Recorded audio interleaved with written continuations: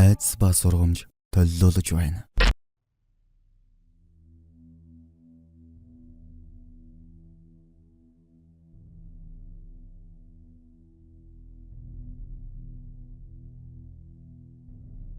Би анх 2014 онд хотод оюутан болж ирэхэд оюутны байранд үрээд орч чадаагүй. Тэгээд нэг үеэл ахтайгаа нилээд байр дүрслэж амьдрахаар болсон юм. Тухайн үед надад ямар ч орлого байхгүй байлаа. Харин манай үеэл ах 3 дугаар курс гэсэндээ дуудлагаар компьютер форматлчихна. Би нэг өдөр зар ухаж байгаа тухайн үед зах зээлийн ханшнаас бараг 40-50% хямд түрээслэх нэг байр олж баярлах, гайхах зэрэгцэж нөгөө ахтай хэлв. Уцаар нь лавлаж асуул 1 сарын түрээс 200 мянга. Тэгээ гал тогоон тусдаа 5 давхар лифтгүйгээд нөгөө байрны эзэн уцаар ярьж хэллээ. Үеэл ахтай энэ тухай хэлтэл шууд л яваад очие гэж хэлсэн. Бид хоёр чумдамаа жирэл уухандас уулзаж орхоор боллоо. Байрны эзэн гих ахгүй маань анх нь хөдөө олон сар ажиллаар явдаг юм. Яаралтын хор болоод ийм хямдхан түрээслэхэр болсон гэж хэллээ. Бид хоёр ч бөөн баяр. Шууд л 2 сараар мөнгийг нөгөөд заа зүү болоод түлхүүр энтрээ аваад хувилуулад илүү гарсан мөнгөөрөө эндээ ор авъя гэж ховоосон байранд орцсон дөхнөж өглөө. Нэг удаа би найзуудтайгаа PC-ийн тонхоор болж үеэл ахтай хэлтэл бөөн баяр. Ашгүйдээ найз охиноо дуудана гэдэл үлдсэн. Би шүнжэнгөө PC-ийн тоглож өглөөний 6 цагт гэрлүүгээ орохоор алхлаа. Байрныхаа гадаа эртэл манай цонх гэрэлтэй харагдаж байлаа. За манай ах хүч тачигнуулж байгаа мэн да. Гэрлийг нь унтартал хүлэе гэснээ нойр амар хүч байсан болохоор шууд салгаад оржин шүү гэж хэлээд ороод унтъя гэж бодон уцаа гаргаад яг залах гээд доошоо хартал миний шар Timberland гутал яг манай цогондоор унтсан байж байв. Найз цогондоогоо муудалцаад миний гутлыг цонхоор гаргаж шилжсэн байх таа гээд гутлаа аваад л шууд ууртаа очиод хаалгаа нүдтэл гарч ирдэггүй. Нилийн удаж байсан шал нойр мөхөн чи ийм эрт ирэх байсан мөгөд хаалган голохоор нь та бити жүжиглээд сэрүүн байсан мэт гэж хэлтэл ах.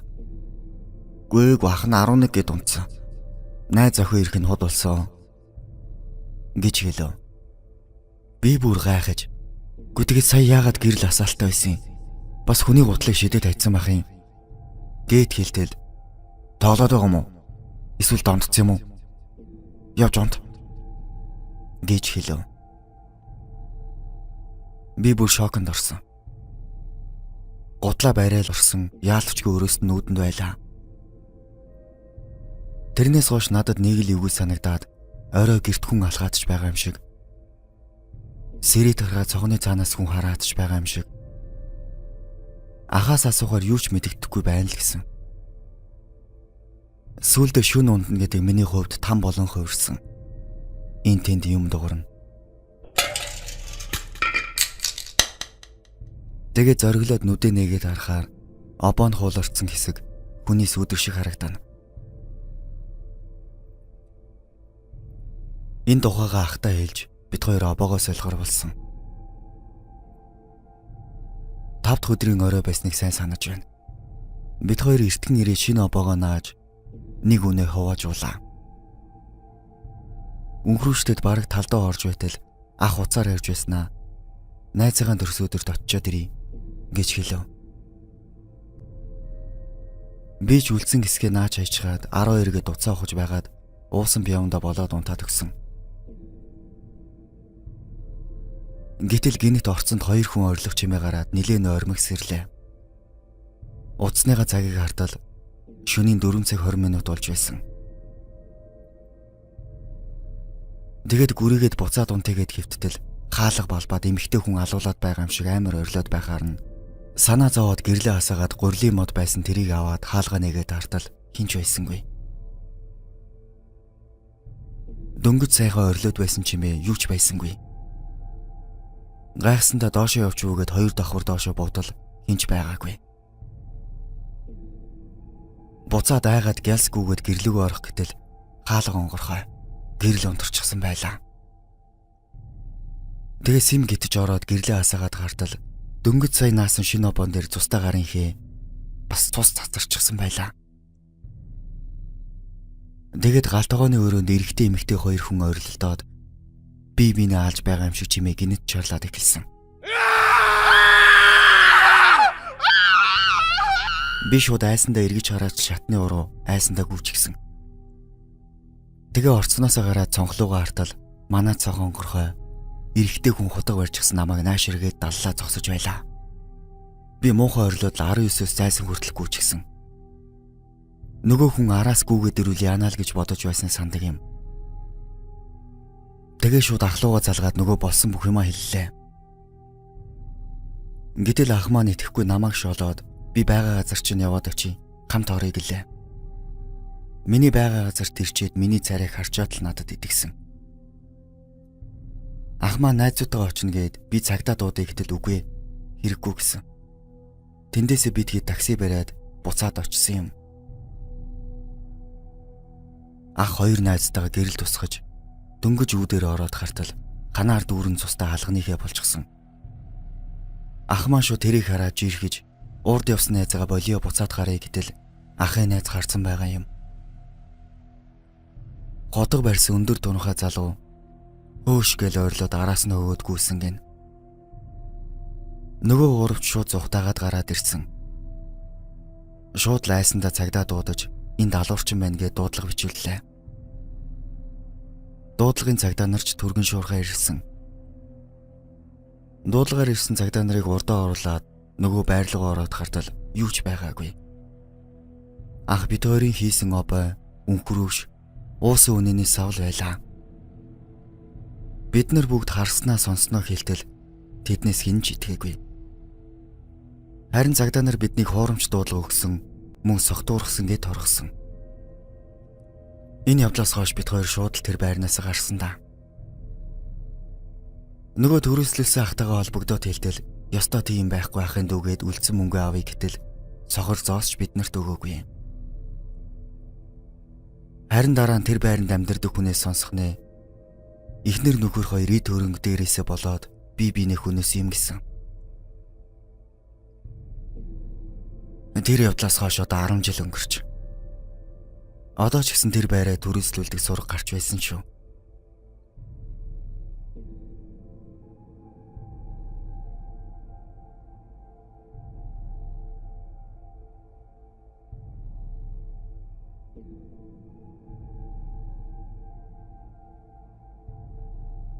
(2024 оны 4 сарын 7-нд их нэртэйгээ хамт гэр бүлээсээ тусдаа амьдрахаар болсон юм. Янз янзын айл болох гайгүй цэвэрхэн байр хайж байгаад хан богд хороололт 2 өрөө байр сарын сая 300 төгрөгийн байр оллоо. Анх тэр зарыг хараад ярихад нас тогтсон их ч утсаар ярьсан юм. Миний дүү хэр удах вэ? Удаа хугацаанд төрөөслөх гэр бүл хайж байна гэд их л дажгүй яриа хөрөөдөө ихч байлаа. Одоо төрөөсөлж байгаа хүн дээр очиод үзчих гэлээ. Бид хоёр төд дуудалгүй өгсөн аягаар нь очиж үзсэн юм. Хаалганы цаанаас бид хоёрын үе охин угтаж авсан. Би яагаад ч юм ормооргүй, нэг л духгүй, харанхуй мэдрэмж төрөөд хаалганы хажуу зогсож байгаад эхнэрээ ороод үзчих гэсэн юм. Эхнэр маань орж үзээ цэвэрхэн байр байна гэд бид хоёр гарлаа. Үүнээс хойш төд дуудалгүй байрны эгчтэй уулзаж нэг жилийн гэрээ байгуулав. Нүүж орсон эхний өдөр байрны эгч манай эхнэр бид хоёроос унтлагын өрөөнд байгаа шкафны алгыг яасан битгий онголгоорой гэж хэлсэн. Манай нөхөр бид хоёрын эзэлс байгаа юм аа л гэлээ. Тэгээд бид унтлагын өрөөнд биш, том өрөөнд эхнэр хүүхдүүдтэйгээ хамт кино үзэж хонсон. Манай эхнэр хуучин төрөслөж байсан охинтой фэйсбүүкээр найз болчихсон юм. Яагаад вэ гэхээр тэр охин зарим зүйлээ түр үлдээгээд дараа нь авъя гэсэн юм л да. Эхний өдөр кино үзээд хэвтэж байхад янз бүрийн чимээ галтгооны өрөөнд гарсан юм. Би хайраасаа юун чимээвэ гэд асуутал эхнэр нөгөө охиндоо чаталж байгаад угаасаа ийм дуурайд идэг гинэ гэлээ.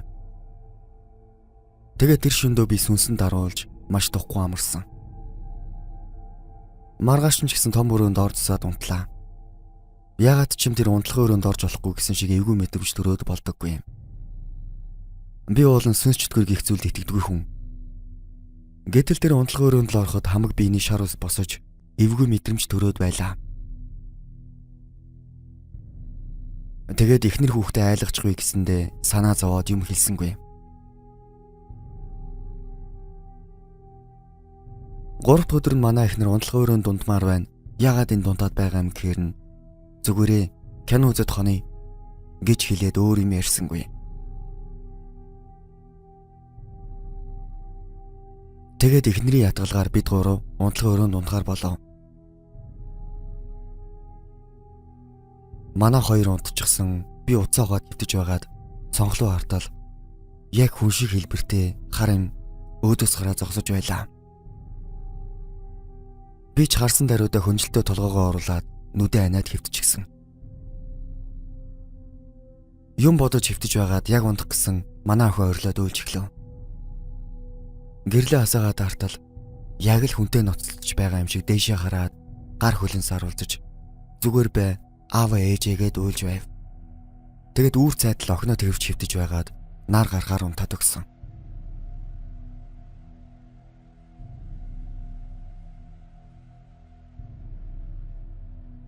Тэгээд өдөр сэртэл ихнэр намайг 0 өрөөнд дуудав. Яваад очтол чи үсээ бууцсан юм уу гэж байна. Би гайхаад юу үсээ будах яасан ингээд асуудал. Угаалт дуурын доор улаан өнгийн аяганд үсний будаг сам 2 байлаа. Би ихнэрээсээ нөгөө охиноос асуугтал би орсон өдөртөө 0 өрөө бүгдийг нь цэвэрлсэн гэлээ. Тэгэхээр би юу ч гэсэн асуугаад үзгээд хэлтэл нөгөө охинтой чааталсан юм. Мэдээж тэр охины юм байгаагүй. Гэтэл тэр охин би та хоёрт гэж хэлгээд наад байрчин сүнстэй. Эртгэн гэрээгээ туслаад гарсан дээр шүү. Гэж хэлэхэд нь эхнэр маа нэрээ үйгээд татуудал би ганцаараа амьдардаг байсан. Орой ирээд унтах гэж хөвтөж байхад том өрөөнд хүмүүс юм яриад инээлддэг. Бас хог шүрдэж байхад хэвсэн доороос маань бадмын хүн гэсэн бичгтээ цаас болон тохооноос гарч ирдэг. Унтаж байхдаа байнга орноос ондог. Тэгэд би бүр болохоо байгаар нь гарахаар шийдсэн юм гэлээ. Манай ихнэр ярьж дуусаад арай гэж гайгүй байранд орчоод юу гэж гарах уу гээл надтай ярилцаж байгаад бит хоёр юу ч гэсэн хит хоног харж үзье гэж шийдсэн. Тэр өөрөө ихнэр галтгоонд хоол игээд би зургт үзээ сууж байтал манай охин миний хажууд ирээд нүрээ дараа суужглаа. Аав би айгаад байна. Намайг хадны манга айлгаад байна. Та явуулаад өгөөч гээд жижиг өрөөлөө заалаа. Тэгэхэр нь би охиноо хөдөлж ороод хаана байна гэтэл алга болчихлоо гэд хэлв. Манай эхнэрийн ах бөөх хүн байдаг юм. Би тэр ахлууга залгаад асуутал ах нь маргааш очиж үзэх хэрэгтэй байна гэд маргааш нь нэрсэн. Тэгээд ирж үзэнгүүтэл энэ байранд 2 хүний сүнс орогдсон байна. Нэг эмэгтэй амьдрал дэндүү хайртай хүн байж ажил явдлын дутуу болоод гацчихсан байна. Нэг эрэгтэй настай хүн байна. Энэ шкафны хаалгыг нээдээ. Улаан өнгийн ном шиг зүйл ч юм уу нэг тийм дуурсамж байна гэж хэлв. Тэгээд би түлхүүрийг нэвдээд онгойлгож үзэхэд нэрэл улаан өнгийн ном шиг зүйл хуучны хувцас болон жаста зургууд байлаа. Гэтэл манай ах та хоёртл гэж хэлгээд хүүхдтэй хайртай бол болшигоо эндээс нөө. Би энэ өрөөнд өнөөдөр унтаж хоноод хит хоног гаргалаад өгье гэж хэлв. Гэтэл төд удалгүй босож ирээд ах нь энд унтаж чадахгүй юм байна. Хажуунаас унтуулахгүй байна гээд гараад явчихсан.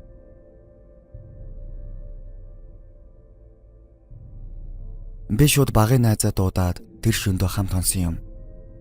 Мэдээж найздаа юу ч хэлээгүй. Тэгээд манай найз ирээд өөрөө манчин энэ жижиг өрөөнд унтчихгээд унтчихсан. Өглөө нь харин босч ирэхдээ танаа энэ жижиг өрөө чи хийвгүй юм байна гээд босоод ирсэн.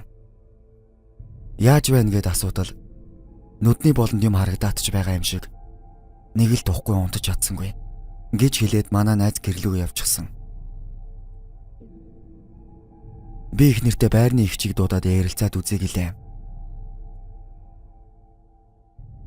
Тэгээд дуудсан даруй нөгөө ихч маань ирж би шууд асуух зүйлээ өөдөөс нь харж суужгаад асуучихсан. Игчээн байранд орсон өдрөөс хойш хүүхэд шөнө унтаж чадгаа байлаа. Энэ жижиг өрөөлөө загаа хатны манга намайг авч явна гэд айлгаад байна гэд болдоггүй. Манай охин хизээч тийм ярьдаггүй юм л да. Энэ байранд асуудал байгаа юу хчээ? Гэд ивэр асуулаа. Гэтэл нөхөр нь гэдэг хүн энэ байранд ямар ч асуудал байхгүй гэд өөдөө сигяг хийгээ болдоггүй. Харин хэсэг хугацааны дараа эхнэр нь энэ байранд бол хүн өхөж байсан нүнэн. Урд нь түрээсэлж байсан хүний ихч нүхсэн юм шиг байна лээ. Гэж хэлэхэд миний нурууны шар ус босоод явчихсан. Яасан юм бэ гэд асуутал би шканаас юм авах гээд өмнө нь түрээсэлж байсан үнтэй холбогдох гээд 2 сар гарan явсан. Утас нь холбогдохгүй байсан юм л да. Тэгээд нэг шөнө гадаа явж байтал гэрэл насаалтаа байхаар нь яваад ортол гэрээр нь 4 хүмүүс уйлаа майлан болчихсон. Нэг зургийн өмнө лаа асаачсан. Лам нам уншаа сууж байсан. Би харин юу ч ярилгүй шканаас юм аваад гараад явсан да. Өөр зүйл бол мэдэхгүй ахыг ч хоёр нь таагуур гарахаар бол эртгэн шиг хэлээрээ гэж хэлв. Бид хоёрч баг зэрэг тайвшраад хэд хоногоос өөр байр олоод гарахаар шийдлээ. Тэгээд яг байрнаас гардаг өдрийн өмнөх шөнө зүүдэн нэг эмэгтэй тагтан дээр зогсоод миний юм байгаа гэд уйлаад би цочоос ирчихсэн. Маргааш өглөө тагтан дээр гараад юм янзалж байтал хар өнгийн уут нь шил дуураад гаднаас нь скотчоор битүүлчихсэн ууттай юм байж байлаа. Онгоолгоод үзтэл дотор нь баахны буйны шүдэнц шилтэй лаа байсан. Би шууд л гаргаад ичсэн. Тэгээд ажилдаа явчаад эргээд иртэл эхнэр юм үзүүлээгээ уцаа бариад хүрээд ирэв. Гэтэл байр түрээслүүлсэн ихчийн фейсбુક дээр аав нь өнгөрөөд 2 жил боллоо гэсэн пост орсон байлаа. Миний бодлоор ихч аавгаа нас барахаар нь тэр шкафанд өмсөж байсан хувцас, одон медаль, хамт гэр бүлэрээ авахсан зураг хийгээд тэрэнд нь аав нь хоригдсон юм шиг санагдсан. Тэгээд орой 2 найзаа дуудаад маргааш өглөөний эрт нүүн гэж хэлээд хамт унсан. Тэр шөнө биднийг маргааш явж байгаа гэсэн шиг галтгооны тавиур дээрээс аяг гун чагарч охины тоглож байсан шаар өөрөө хагарч 0 дэвгүй чимээ гараад бид хэд бараг л унтахгүй байж байгаад өглөө нь гарсан да. Одоо тэр байранд ямар хүмүүс орсон бол гэд би санаа их зовдөг. Очоод хэлмэр санагддагч манай эхнэр тэр байр руу битгий зүглээрэй гэсэн болохоор очиж хэлээгүй. Одоо бол манай гэр бүл янз бүрийн асуудалгүй амьдарч байна. Гэхдээ хаяа тэр байранд өөрийгөө байна гэж зүүдэлдэг.